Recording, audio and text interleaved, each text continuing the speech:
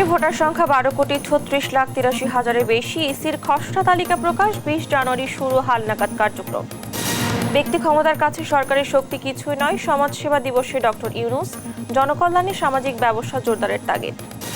রাজনৈতিক তর্ক বিতর্কে চাপা পড়ছে আওয়ামী লীগের লুটপাট। ক্ষমতায় গেলে ভারতের সঙ্গে অসম চুক্তি পুনর্মূল্যায়ন করবে বিএনপি। আমরা পুরো বিষয়টাই আমরা রিভিউ করব, আমরা বলেছি ইতিমধ্যে, এবং রিভিউ করে আমরা সেই হিসাবে যেটা প্রয়োজনীয় সে ব্যাপারে ব্যবস্থা নেব। ইসকন নেতা চিন্ময় দাসের জামিন নামঞ্জুর। মিস কেস শুনানিতে তোলা হয়নি আদালতে। অপ্রীতিকর ঘটনা এড়াতে কড়া নিরাপত্তা।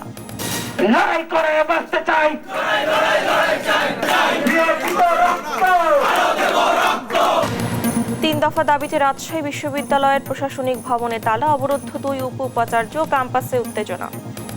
ফেল করেও তারা ভর্তি হচ্ছে এবং তারা 1%-এর আড়ালে 10%-এর সুবিধা নিবে।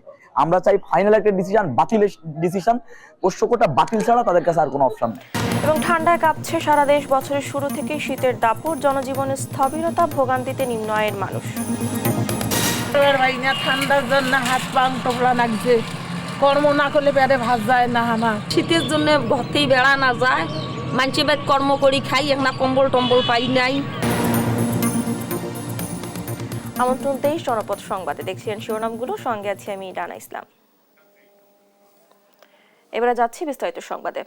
বর্তমানে দেশে ভোটার সংখ্যা 12,36,83,512 জন, বেড়েছে 18,33,352। এ তালিকা নিয়ে 20 জানুয়ারি থেকে বাড়ি বাড়ি ভোটার হালনাগাদ কার্যক্রম শুরু হবে। যাচাই বাছাই ও দাবি আপত্তি নিষ্পত্তি করে 2 মার্চ চূড়ান্ত তালিকা প্রকাশ করবে কমিশন। দুপুরের সংবাদ সম্মেলনে এসব তথ্য তুলে ধরেন নির্বাচন কমিশনার আবুল ফজল মোহাম্মদ সানাউল্লাহ। এ সময় ভোটাধিকার নিশ্চিত করাই কমিশনের প্রধান চ্যালেঞ্জ বলে জানান তিনি। শিলুরায় রিপোর্ট জানাচ্ছেন ফাহিম ইউসুফ।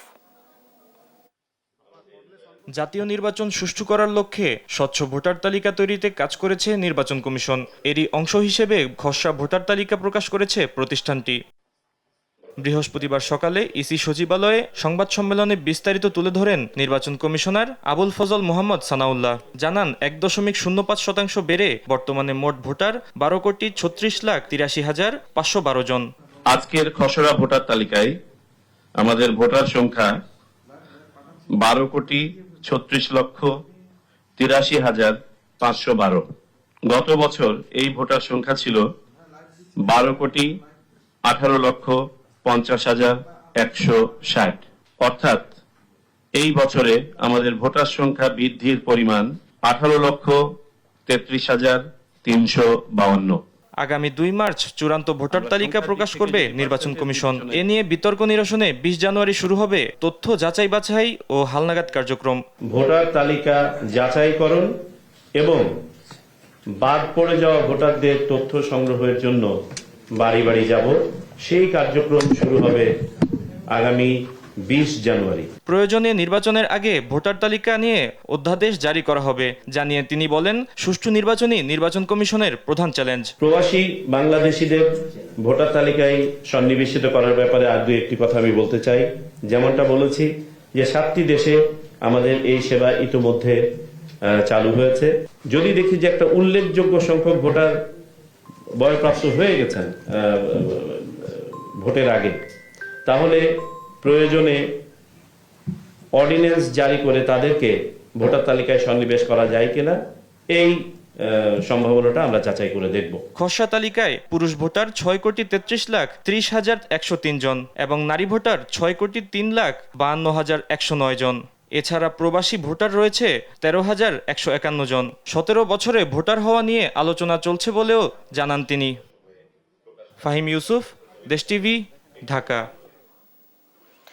ব্যক্তি ক্ষমতার কাছে সরকারের শক্তি কিছুই নয়, আর ব্যক্তিসত্তা জেগে উঠলে সব সমস্যার সমাধান সম্ভব।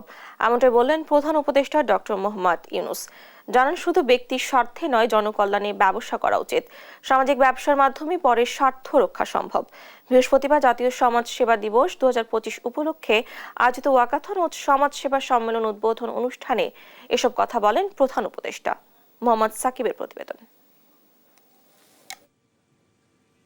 বৃহস্পতিবার জাতীয় সংসদ ভবনের দক্ষিণ প্লাজায় পায়রা অবমুক্ত ও বেলুন উড়িয়ে জাতীয় সমাজসেবা দিবস উপলক্ষে আয়োজিত ওয়াকাথন ও সমাজসেবা সম্মেলন উদ্বোধন করেন অন্তর্বর্তী সরকারের প্রধান উপদেষ্টা ডক্টর মোহাম্মদ ইউনূস। এই সময় দেশ ও জনগণের কল্যাণে কাজ করে যাওয়ার কথা বলেন বক্তারা। জনকল্যাণ মন্ত্রণালয় ওনাদের কাজের মাধ্যমে সেবা সবার কাছে পৌঁছে দেবে আশা করি। দেশের সিংহভাগ জনগোষ্ঠী এই মুহূর্তে কর্মক্ষম এবং তরুণদের দিকে তাকালে আপনারা খুব স্পষ্টভাবে দেখতে পাবেন যে আমাদের মধ্যে কাজ করার একটা আকাঙ্ক্ষা, আমরা দেশকে কিছু একটা দিতে চাই। দেশের বয়োজ্যেষ্ঠ দুস্থদের জন্য বয়স্ক ভাতা বাবদ মাসিক 600 টাকা বরাদ্দ করা হয়, যা দিয়ে একজন বয়োজ্যেষ্ঠ মানুষের মৌলিক চাহিদা চিকিৎসা সুবিধা প্রাপ্তির ন্যূনতম পূরণ হয় না।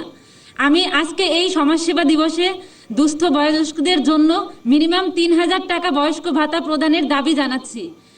সমাজের দরিদ্র সীমার নিচে বসবাসকারী নারী জনগোষ্ঠী পুষ্টি চাহিদা পূরণের লক্ষ্যে বিশেষ ভাতা প্রদানের দাবি জানাচ্ছি। প্রধান অতিথির বক্তব্যে প্রধান উপদেষ্টা বলেন, শুধু ব্যক্তি স্বার্থে নয়, জনগণের কল্যাণে সামাজিক ব্যবসার প্রসার ঘটাতে হবে। নিঃস্বার্থে যেরকম ব্যবসা করা যায়, পরের স্বার্থেও ব্যবসা করা যায়। যে ব্যবসার থেকে আমি নিজে এক পয়সাও মুনাফা নেব না, যাবতীয় যা কিছু করছি পরের স্বার্থে করছি, এবং সেই টাকা যা রোজগার হবে সেই ব্যবসার মধ্যে থেকে যাবে, এতে আমি আনন্দ পাব। সামাজিক সমস্যা সমাধানে সরকার নয়, ব্যক্তি ক্ষমতার গুরুত্ব তুলে ধরেন তিনি। আমাদের যে শক্তি আছে, ব্যক্তির যে শক্তি আছে, সেই শক্তির কাছে সরকারের শক্তি নস্যি, মোটেই তুলনা করা যায় না। আমাদের শক্তি, ব্যক্তির শক্তি, এটা প্রচণ্ড শক্তি। একবার শুধু তাকে উন্মোচন করা, জাগিয়ে তোলা। সমাজসেবা প্রতিটি মানুষের দায়িত্ব, আর মন্ত্রণালয়ের কাজ সবাইকে তা মনে করিয়ে দেওয়া বলেও জানান ডক্টর ইউনূস।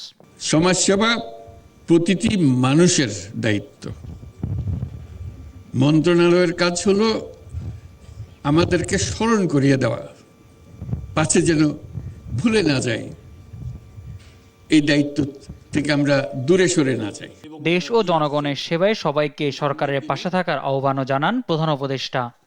দেশের সবাইকে মনে করিয়ে দেওয়া এই দায়িত্বের কথা। আশা করি এই আহ্বান সবার কাছে পৌঁছবে। মোহাম্মদ সাকিব, দেশ টিভি, ঢাকা।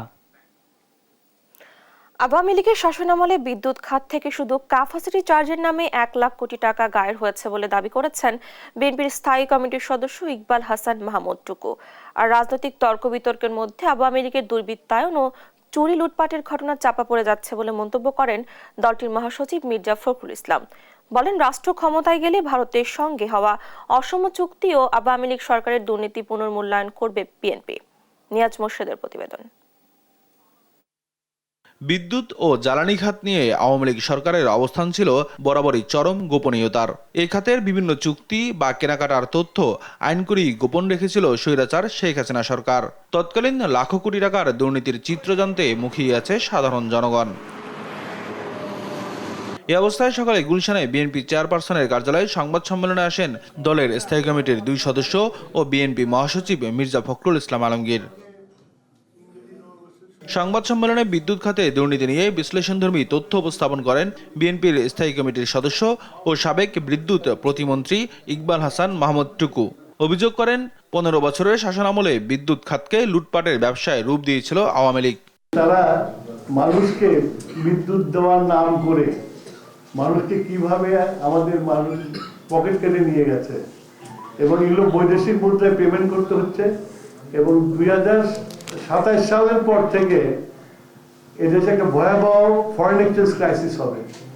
বিদ্যুৎ খাত থেকে ক্যাপাসিটি চার্জের নামে 15 বছরে লুটপাট হয়েছে 1 লাখ কোটি টাকা উল্লেখ করে তিনি জানান, শুধু রূপপুর পারমাণবিক বিদ্যুৎ কেন্দ্র থেকেই $500 মিলিয়ন পাচার হয়েছে। 15 বছরে মোট খরচ হলো 2,0830 কোটি ডলার। বর্তমান বিনিয়োগ হারে 3,33,940 কোটি টাকা।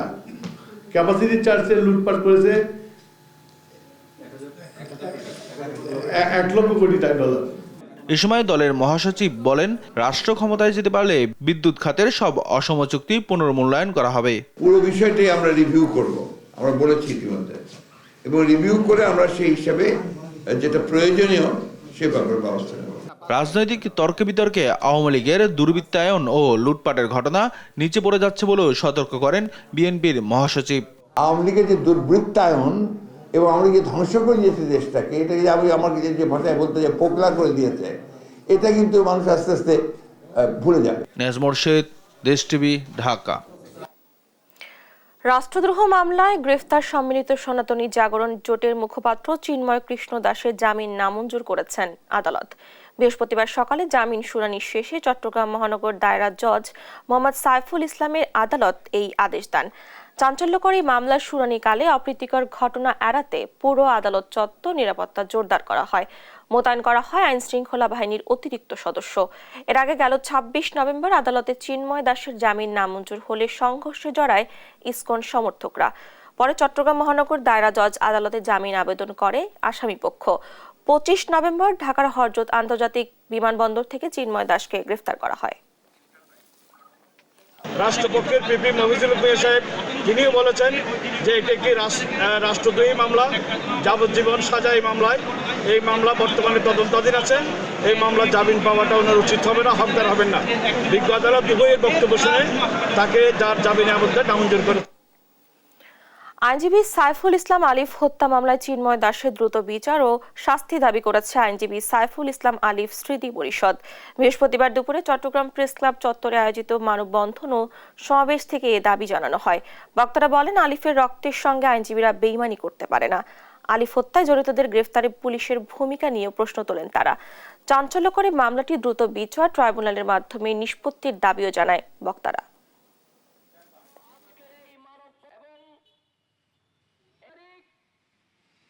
আমরা মানববন্ধন এটার জন্য আয়োজন করছি যে ইসকনের ইন্ধনদাতা যিনি চিন্ময় কুমার দাসের আজকে জামিন শুনানি ছিল। আমরা চাই এই ইসকনের সন্ত্রাসী চিন্ময় কুমার দাসকে শহীদ অ্যাডভোকেট সাইফুল ইসলাম আলিফের মামলায় এখনো পর্যন্ত তাকে গ্রেপ্তার দেখানো হয় নাই। আমরা গ্রেপ্তারের দাবিতে আজকে মানববন্ধনটা আয়োজন করেছি। মামলাটি দ্রুত তদন্তপূর্বক দ্রুত বিচার ট্রাইব্যুনালে স্থানান্তর করে আমরা দ্রুত মামলাটা শেষ করে যে তাদের যারা জড়িত আসামি ছিল তাদেরকে ফাঁসির দাবিতে আমরা এই মানববন্ধনটা করেছি। পোষ্য কোটা সম্পূর্ণ বাতিলের দাবিতে রাজশাহী বিশ্ববিদ্যালয়ের প্রশাসনিক ভবনে অনির্দিষ্টকালের জন্য তালা ঝুলিয়ে দিয়েছে আন্দোলনরত শিক্ষার্থীরা। বৃহস্পতিবার সকাল 10টায় পূর্ব ঘোষণা অনুযায়ী প্রশাসনিক ভবনের প্রধান ফটকে তালা দেওয়া হয়। ভেতরে আটকা আছেন 2 উপাচার্য। এ নিয়ে ক্যাম্পাসে বিরাজ করছে উত্তেজনা। কাজী শাহেদের রিপোর্টে দেখুন বিস্তারিত। পোষ্য কোটা সম্পূর্ণ বাতিল সহ 3 দফা দাবিতে রাজশাহী বিশ্ববিদ্যালয়ের প্রশাসনিক ভবনে অনির্দিষ্টকালের জন্য তালা ঝুলিয়ে দিয়েছে আন্দোলনরত শিক্ষার্থীরা। বৃহস্পতিবার সকাল 10টায় পূর্ব ঘোষণা অনুযায়ী প্রশাসনিক ভবনের প্রধান ফটকে তালা দেওয়া হয়। আন্দোলনকারীরা বলছেন, আলটিমেটাম দেওয়ার পরও পোষ্য কোটা বহালের সিদ্ধান্ত থেকে সরে আসেনি বিশ্ববিদ্যালয় প্রশাসন। এই মুহূর্তে পোষ্য কোটা বাতিল না হওয়া পর্যন্ত আন্দোলন চালিয়ে যাওয়ার হুঁশিয়ারি দেন তারা। ফেল করেও তারা ভর্তি হচ্ছে এবং তারা 1%-এর আড়ালে 10%-এর সুবিধা নিবে এবং এখনই ফাইনাল ডিসিশন তারা বলেছে 24-25 শিক্ষাবর্ষের জন্যই 1% করা হয়েছে। আমরা চাই ফাইনাল একটা ডিসিশন, বাতিলের ডিসিশন। পোষ্য কোটা বাতিল ছাড়া তাদের কাছে আর কোনো অপশন নেই। এদিকে 9:50 শিক্ষার্থীরা প্রশাসন ভবন থেকে সবাইকে বের হয়ে যাওয়ার আহ্বান জানান। তবে প্রশাসন ভবনে কর্মকর্তারা বের হননি। ভেতরে আটকা আছেন 2 উপাচার্য। এতে অনেক কর্মকর্তা কর্মচারীরা ভোগান্তিতে পড়েছেন বলেও জানান ভেতরে আটকে পড়া এক উপাচার্য। ছাত্ররা যে বিষয়টি নিয়ে আন্দোলন করছে, ইভেন যেটি প্রশাসন ভবনে তালা লাগিয়ে দিয়েছে, এটি আমি মনে করি যে গণতান্ত্রিক ওয়ে না আর কি, কোনো দাবি আদায়ের জন্য যৌক্তিক ওয়ে না আর কি। কারণ সে অন্যের নাগরিক অধিকার ক্ষুণ্ণ করছে। এখানে আমাদের অসুস্থ অনেক কর্মকর্তা আছে, তারা যেতে পারছে না বাইরে। একজন কর্মকর্তা আছে যে তার মা এখন মৃত্যুশয্যায়, তাকে যেতে বাইরে দেওয়া হচ্ছে না। এর আগে বুধবার দুপুরে পোষ্য কোটা 4% থেকে কমিয়ে 1% রাখার সিদ্ধান্ত নেয় বিশ্ববিদ্যালয় প্রশাসন। রাতেই এই সিদ্ধান্ত প্রত্যাখ্যান করে রাবির প্রশাসনিক ভবনে অনির্দিষ্টকালের জন্য তালা দেওয়ার ঘোষণা দেয় বিশ্ববিদ্যালয়ের শিক্ষার্থীরা। সংস্কার বিষয়ে কোনো প্রস্তাবনা রাজশাহী বিশ্ববিদ্যালয়কে প্রশাসনকে আমরা দিইনি। তারা যেটা করছে যে 5% কোটাকে কমিয়ে 1%-এ নিয়ে আসছে। কিন্তু আমরা সেটাতে সন্তুষ্ট না, কেননা আমরা সংস্কার চাইনি, আমরা চাইছি এই পোষ্য কোটা সম্পূর্ণ বাতিল। তাদের বাবা মায়েরা চাকরি করে, তাদের যোগ্যতায় তারা ঢুকছে, তাহলে তাদের ছেলে মেয়েরাও তো যেন তাদের পড়ালেখার যোগ্যতা, তাদের মেধার যোগ্যতা যেন তারা ঢুকে, এটাই আমরা চাই। এখন এভাবে পোষ্য কোটা বহাল রাখা মানে আমাদের শহীদদেরকে মানে অপমান করা, তো এটা যেন না থাকে, এটাই আমরা চাইছি। এই পোষ্য কোটার নামে রাজশাহী বিশ্ববিদ্যালয়ে চলতেছে একটা পরিবারতন্ত্র, যে দেখা যাচ্ছে যে একজন শিক্ষক, তার সন্তান বা কর্মচারী, তার সন্তানরা ন্যূনতম পাস মার্ক না পেয়েও এই বিশ্ববিদ্যালয়ে ভর্তি হওয়ার সুযোগ পাচ্ছে। বর্তমানে ছাত্র অসন্তোষ নিয়ে ক্যাম্পাসে বিরাজ করছে উত্তেজনা। কাজী শাহেদ, দেশ টিভি, রাজশাহী। শীতে কাঁপছে সারা দেশ। নতুন বছরের শুরুর দিন থেকেই বেড়েছে শীতের তীব্রতা, এতে জনজীবনে নেমেছে স্থবিরতা। বিভিন্ন জেলায় কুয়াশার সঙ্গে বইছে হিমেল হাওয়া। দুদিন ধরে কুড়িগ্রাম, পঞ্চগড় সহ অনেক জেলায় মিলছে না সূর্যের দেখা। কনকনে ঠান্ডায় কষ্টে পড়েছেন হতদরিদ্র, ছিন্নমূল, স্বল্প আয়ের মানুষ। পুরো জানুয়ারি জুড়ে কয়েকটি শৈত্যপ্রবাহ বয়ে যাওয়ার কথা জানিয়েছে আবহাওয়া অফিস। সহকর্মীদের পাঠানো তথ্যচিত্রে টুম্পা আফরোজার ডেস্ক রিপোর্ট। শীতে স্থবির হয়ে পড়েছে কুড়িগ্রাম। গত 24 ঘন্টায় তাপমাত্রা সামান্য বৃদ্ধি পেলেও কমেনি শীতের তীব্রতা। কুয়াশার সাথে বইছে হিমেল বাতাস। গত দুদিন ধরে দেখা মিলছে না সূর্যেরও। বৃহস্পতিবার সকাল 9টায় জেলায় সর্বনিম্ন তাপমাত্রা রেকর্ড করা হয়েছে 11.3 ডিগ্রি সেলসিয়াস। কনকনে ঠান্ডায় শীত কষ্টে পড়েছেন হতদরিদ্র, ছিন্নমূল ও স্বল্প আয়ের শ্রমজীবী মানুষ। জরুরি প্রয়োজন ছাড়া ঘর থেকে বাইরে বের হচ্ছে না কেউ। খুব ঠান্ডা, যাত্রাপথে গাড়ি ধরিয়েছিলাম তো আর ঠান্ডাতে থাকা যায় না। এখন গাড়ি চলা তো কষ্ট, সেই কষ্ট না চলে কি করি, আমরা ভাত দেওয়া দেখাবে তো মাংস তো ভাত দেওয়া খাবে। ঠান্ডার জন্য হাত পা তোপলা লাগছে, কর্ম না করলে পেটে ভাত যায় না আমার। এই যে এই শীতের মধ্যে বেড়াচ্ছি আমরা কর্ম করি খাবার জন্য, এত যে ইলি পাইছে, কত কি কম্বল আছে আমরা পাইনি, কিছু পাইনি আমরা। শীতের জন্য ঘরতেই বেড়া না যায়, মানছি বেদ কর্ম করি খাই, একটা কম্বল টম্বল পাই নাই, কেন করি চলি, অভাব বেশি, চলার মতন আমার পথ নাই। তীব্র শীতে জবুথবু লালমনিরহাট। গত 3 দিনে জেলায় দেখা মিলছে না সূর্যের। দিনের বেলাতেও চারপাশ ঘন কুয়াশায় ঢাকা থাকায় হেডলাইট জ্বালিয়ে চলছে যানবাহন। জেলায় সকাল 6টায় 10.5 ডিগ্রি সেলসিয়াস তাপমাত্রা রেকর্ড করা হয়েছে। তীব্র শীতে ব্যাহত হচ্ছে দৈনন্দিন কাজ। আসলে আজকে প্রচন্ড ঠান্ডা, 2 দিন থেকে মানুষ হাত পা গোড়ায় আসতেছে, ঠান্ডায় ঘর থেকে বাড়ি হইতেছে না। গত কয়েকদিন থেকে প্রচণ্ড ঠান্ডা, কুয়াশা, এবং আমরা কর্ম করতে পারতেছি না। ঠান্ডার অবস্থা খুবই খারাপ, গরিবদের প্রচণ্ড অসুবিধা হয়ে গেছে। আমাদের এখানে প্রচণ্ড ঠান্ডা, ঠান্ডায় বাইরে হইতে পারতেছি না, প্লাস কাজ করতেও খুব কষ্ট হচ্ছে ঠান্ডায়। কনকনে ঠান্ডা আর সাথে হিমেল হাওয়ার দাপটে নওগাঁয় থমকে দাঁড়িয়েছে জনজীবন। ব্যাহত হচ্ছে স্বাভাবিক কাজ। জেলায় সর্বনিম্ন তাপমাত্রা রেকর্ড করা হয়েছে 10.3 ডিগ্রি সেলসিয়াস। হিমেল বাতাসে দিনভর অনুভূত হয় হাড় কাঁপানো শীত। হিমালয় কন্যা পঞ্চগড়ে ভৌগোলিকভাবেই শীতের প্রভাব থাকে 4 থেকে 5 মাস। এবার নতুন বছর শুরুর দিন থেকেই বেড়েছে শীতের দাপট। হিমেল হাওয়া, কনকনে ঠান্ডা আর ঘন কুয়াশায় জনজীবনে নেমেছে স্থবিরতা। বৃহস্পতিবার সকাল 9টায় তেঁতুলিয়া আবহাওয়া অফিসে সর্বনিম্ন তাপমাত্রা রেকর্ড করা হয় 11.3 ডিগ্রি সেলসিয়াস। আর্দ্রতা 97% আর বাতাসের গতিবেগ ছিল 12 থেকে 15 কিলোমিটার। পুরো জানুয়ারি মাস জুড়ে পঞ্চগড়ে কয়েকটি শৈত্যপ্রবাহ বয়ে যেতে পারে বলে জানিয়েছে আবহাওয়া office. Tumpa Afroz, news desk, দেশ টিভি। বছরের শুরুতে ক্রমেই বাড়ছে শীতের দাপট। এ নিয়ে জানাতে লালমনিরহাট ও কুড়িগ্রাম থেকে যুক্ত হচ্ছেন সহকর্মী জামাল বাদশা এবং জুয়েল রানা। শুরুতেই যাচ্ছি সহকর্মী জামালের কাছে। জামাল, শীতের ছিন্নমূল ও শ্রমজীবীদের দুর্ভোগ কতটা বেড়েছে, কেমন দেখছেন পরিস্থিতি? ডানা, লালমনিরহাটে কিন্তু গত 3 দিন সূর্যের দেখা মেলেনি। আজকে সকাল থেকে দুপুর গড়িয়ে গেলেও সূর্যের দেখা না পেলেও কিছুক্ষণ আগেই কিন্তু সূর্য লালমনিরহাটে উঁকি দিয়েছে। তবে সূর্যের উঁকি দিলেও তাপমাত্রার পারদ কিন্তু এখনো 11 ডিগ্রি অতিক্রম করতে পারেনি। আজকে সকালবেলা এই জেলায় সর্বনিম্ন তাপমাত্রা রেকর্ড করা হয়েছে 10.5 ডিগ্রি সেলসিয়াস। এই মুহূর্তে কিন্তু আবহাওয়া অফিস আমাদের জানিয়েছেন যে তাপমাত্রা লালমনিরহাটে দুপুর 2টায় রেকর্ড করা হয়েছে 12.5 ডিগ্রি সেলসিয়াস। আগামী 2 থেকে 3 দিন একই ধরনের আবহাওয়া এ জেলায় কিন্তু বিরাজ করবে। এই হিমেল হাওয়া থাকার কারণে এবং তীব্র ঠান্ডা থাকার কারণে লালমনিরহাটের জনজীবন কিন্তু বিপর্যস্ত হয়ে পড়েছে। বিশেষ করে যারা দিনমজুর এবং খেটে খাওয়া মানুষজন রয়েছে তারা কিন্তু আসলে তাদের জীবিকার তাগিদে বেরোচ্ছেন, এছাড়া প্রয়োজন ছাড়া কিন্তু কেউ ঘর ছাড়ছেন না। আমি এই মুহূর্তে রয়েছি লালমনিরহাটের মিশন মোড়ে। এই মিশন মোড়টি সাধারণত যেই পরিমাণ জনগণ দিয়ে ভরপুর থাকার কথা, যানবাহনে রাস্তাঘাট যানজটে ভরপুর থাকে, এটি কিন্তু আসলে আজকে ব্যতিক্রম চিত্র, অর্থাৎ গত 3 দিন ধরে কিন্তু এরকম চিত্র আসলে আমরা দেখছি। লালমনিরহাট জেলা প্রশাসনের সাথে কথা বলেছি, তারা যেটি জানিয়েছেন যে শীতার্তদের পাশে দাঁড়াতে তারা তালিকা করে কম্বল বিতরণ করছে, তবে চাহিদার তুলনায় একেবারে অপ্রতুল এই শীতার্তদের পাশে দাঁড়ানোর যে চেষ্টা সেটি। আরেকটি বিষয় হচ্ছে যে সামাজিক সংগঠনগুলো অন্যান্য বছরগুলো যে শীতার্ত মানুষের পাশে দাঁড়াতো সেটি কিন্তু আসলে এবার খুব একটি আমরা দেখছি না।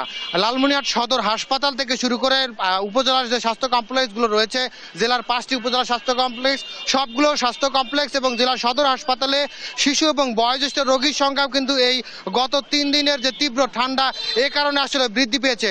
সব মিলিয়ে যদি বলতে চাই, কয়েকদিন ধরে কিন্তু লালমনিরহাটে সূর্যের দেখা মিলছে না এবং দিনের বেলাতেও অনেক যানবাহন কিন্তু আসলে তাদের হেডলাইট জ্বালিয়ে চলাচল করছে। আরেকটি বিষয় হচ্ছে মাঠ পর্যায়ে যে কৃষকবৃন্দরা কাজ করেন, কৃষকরাও কিন্তু তাদের কাজে আসলে বেগ পেতে হচ্ছে। সব মিলিয়ে যদি বলতে চাই যে লালমনিরহাটে কিন্তু জনজীবন বিপর্যস্ত হয়ে পড়েছে। আগামী 2 থেকে 3 দিন একই রকম আবহাওয়া কিন্তু এই জেলায় বিরাজ করবে। শীতের আরও খবর জানাতে আমরা এবারে যেতে চাই কুড়িগ্রামে, সেখানে অপেক্ষা করছেন সহকর্মী জুয়েল রানা। জুয়েল, আমাদের জানাবেন যে লালমনিরহাটে কিন্তু শীতে জবুথবু অবস্থা সাধারণ মানুষের। বাগেরহাট জেলা কারাগার থেকে মুক্তি পেয়েছেন 64 জন ভারতীয় জেলে। বৃহস্পতিবার দুপুরে তাদের ভারতীয় দূতাবাস কর্মকর্তাদের কাছে হস্তান্তর করা হয়। পরে কঠোর নিরাপত্তার মধ্য দিয়ে তাদের মংলায় নিয়ে যাওয়া হয়। এর আগে গেল বছরের অক্টোবরে 48 জন এবং নভেম্বরে 16 জন ভারতীয় জেলেকে অবৈধ অনুপ্রবেশ করে মাছ ধরায় আটক করে কোস্টগার্ড ও নৌবাহিনীর সদস্যরা। তাদের বিরুদ্ধে 1893 সালের সামুদ্রিক মৎস্য আহরণ আইনের 22 ধারার মামলা করে আদালতে পাঠান মংলা থানা। পরে আদালতের নির্দেশে তাদের বাগেরহাট জেলা কারাগারে পাঠানো হয়। রাজশাহীতে বরেন্দ্র উন্নয়ন কর্তৃপক্ষ বিএমডি এর গভীর নলকূপ নিয়ে অনিয়ম ও দখলবাজির প্রতিবাদে বৃহস্পতিবার বিক্ষোভ মিছিল করেছে কৃষকরা। এদিন সকালে তানোর উপজেলা সদরে বিক্ষোভ করে কৃষকরা। এ সময় বিক্ষুব্ধরা বিএমডি এর চেয়ারম্যানের অপসারণ দাবি করে। এর আগে বুধবার অপারেটর নিয়োগে অনিয়মের প্রতিবাদে বিএমডি এর রাজশাহীর বিভিন্ন উপজেলা অফিসে তালা ঝুলিয়ে দেয় কৃষকরা।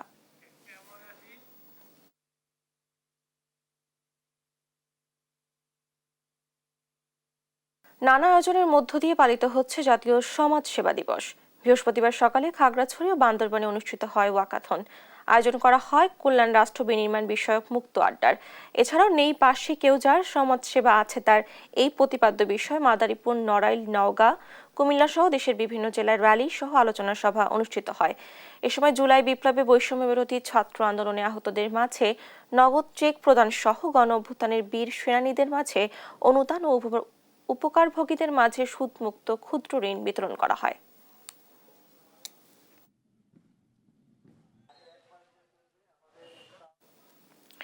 চাঁপাইনবাবগঞ্জে 5 কোটি টাকার হাট দখলের চেষ্টার অভিযোগ পুলিশের ডিআইজি ও সাবেক খাদ্যমন্ত্রীর লোকদের বিরুদ্ধে। এই ঘটনায় থানার মামলা দায়ের করেছেন স্থানীয় ভূমি অফিসের উপসহকারী কর্মকর্তা। তবে নিজেদের লোকদের আত্মীয়দের সম্পৃক্ততার কথা অস্বীকার করেছেন ডিআইজি নজরুল ইসলাম। সহকর্মী তারেক রহমানের পাঠানো তথ্য ছবিতে বিস্তারিত জানাচ্ছেন আপন অপু। চাঁপাইনবাবগঞ্জের নাচলের ভেরেন্ডি হাট বসে প্রতি মঙ্গলবার। আছে 27টি মার্কেট ও প্রায় 200টি দোকান। এ হাটের জমি দখলে উঠে পড়ে লেগেছে সাবেক খাদ্যমন্ত্রী সাধন চন্দ্র মজুমদার ও পার্বত্য জেলা কার্যালয়ের ডিআইজি নজরুল ইসলামের আত্মীয় স্বজন। সম্প্রতি তারা দেশীয় অস্ত্র নিয়ে সরকারি এ হাটের জমি নিজেদের দাবি করে কাঁটাতারের বেড়া নির্মাণ শুরু করে। পরে সহকারী কমিশনার সবুজ হাসানের নেতৃত্বে হাটের জমি দখলে বাধা দিলে তারা ভয়ভীতি ও হুমকি দেয়। এক পর্যায়ে তাদের তাড়িয়ে দেয় পুলিশ।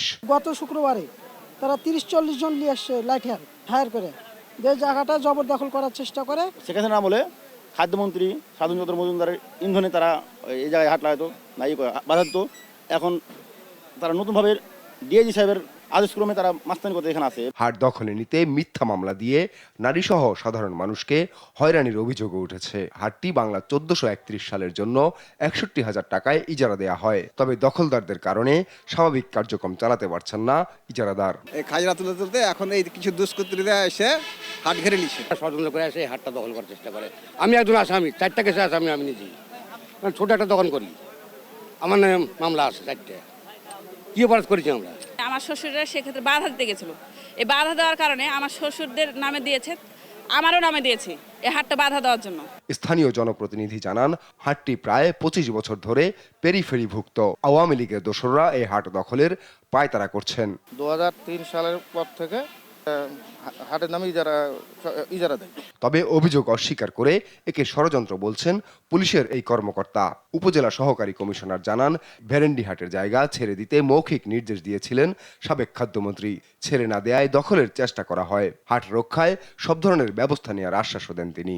কেউ কখনো বলতে পারবে না যে আমার নাম দিয়ে কেউ নাম ভাঙিয়ে কেউ কখনো কোনো সুবিধা নিয়েছে, কোনো হাট ঘাট মাঠ বা কোনো কিছু করতে পেরেছে। তো আমার প্রভাব খাটানোর কোনো সুযোগ, যদি কেউ এর বাইরে যদি কেউ কোনো কথা বলে সেটা তার ব্যক্তিগত বিষয়। এই দখলের নিমিত্তে তারা লাঠি সোটা রড এবং কিছু দেশীয় অস্ত্র নিয়ে তারা এই হাটে প্রবেশ করে এবং প্রবেশ করে কাঁটাতারের বেড়া দিয়ে এই হাটটাকে তারা তাদের দখলে জবরদখল করার একটা চেষ্টা করে।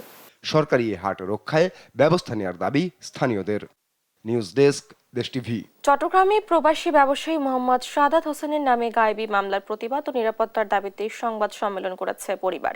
বৃহস্পতিবার চট্টগ্রাম নগরীর একটি রেস্টুরেন্টে এই সংবাদ সম্মেলন করা হয়। লিখিত বক্তব্যে বলা হয়, সাদাত হোসেনের দীর্ঘদিন ধরে প্রবাসে থাকায় কখনো রাজনীতিতে জড়িত ছিলেন না, কিন্তু আওয়ামী লীগ সরকার ক্ষমতাচ্যুত হওয়ার পর থেকে মোদাস্সার শাহের নেতৃত্বে কতিপয় অসাধু লোক তাদের হয়রানি করছে।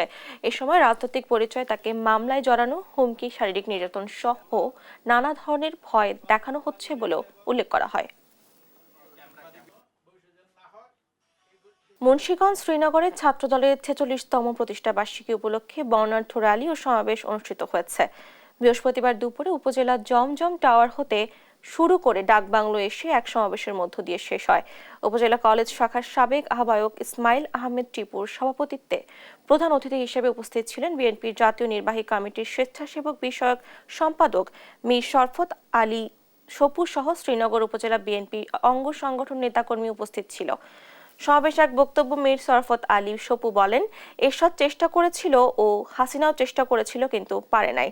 আমরা শহীদ জিয়ার আদর্শে গড়ার দল করি ও দেশনায়ক তারেক রহমান 31 দফা বাস্তবায়ন করতে হবে।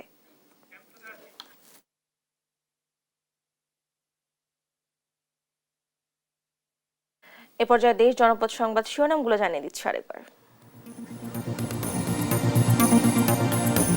দেশে ভোটার সংখ্যা 12,36,83,000-এর বেশি। ইসির খসড়া তালিকা প্রকাশ। 20 জানুয়ারি শুরু হালনাগাদ কার্যক্রম। ব্যক্তি ক্ষমতার কাছে সরকারের শক্তি কিছুই নয়। সমাজসেবা দিবসে ডক্টর ইউনূস জনকল্যাণের সামাজিক ব্যবস্থা জোরদারের তাগিদ। রাজনৈতিক তর্ক বিতর্কে চাপা পড়ছে আওয়ামী লীগের লুটপাট। ক্ষমতায় গেলে ভারতের সঙ্গে অসম চুক্তি পুনর্মূল্যায়ন করবে বিএনপি। আমরা পুরো বিষয়টি আমরা রিভিউ করব, আমরা বলেছি ইতিমধ্যে, এবং রিভিউ করে আমরা সেই হিসাবে যেটা প্রয়োজনীয় সে ব্যাপারে ব্যবস্থা নেব।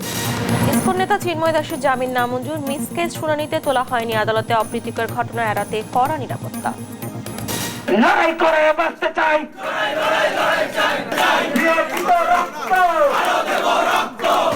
তিন দফা দাবিতে রাজশাহী বিশ্ববিদ্যালয়ের প্রশাসনিক ভবনে তালা। অবরুদ্ধ 2 উপাচার্য। ক্যাম্পাসে উত্তেজনা। বেল করেও তারা ভর্তি হচ্ছে এবং তারা 1%-এর আড়ালে 10%-এর সুবিধা নিবে।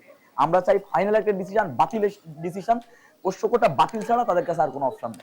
এবং ঠান্ডায় কাঁপছে সারা দেশ। বছরের শুরু থেকেই শীতের দাপট। জনজীবনে স্থবিরতা, ভোগান্তিতে নিম্ন আয়ের মানুষ। ঠান্ডার জন্য হাত পা তোলা লাগছে, কর্ম না করলে পেটে ভাত যায় না। আমার শীতের জন্য ঘরতেই বেড়া না যায়, মানুষের বাদ কর্ম করি খাই, এখন কম্বল টম্বল পাই নাই।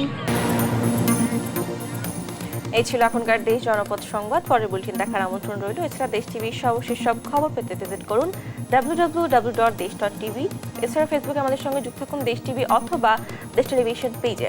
সর্বশেষ সব ভিডিও পেতে ইউটিউবে আমাদের হ্যান্ডেল @দেশ টেলিভিশন অথবা @দেশ টিভি নিউজ থেকে সার্চ করুন। ধন্যবাদ সবাইকে।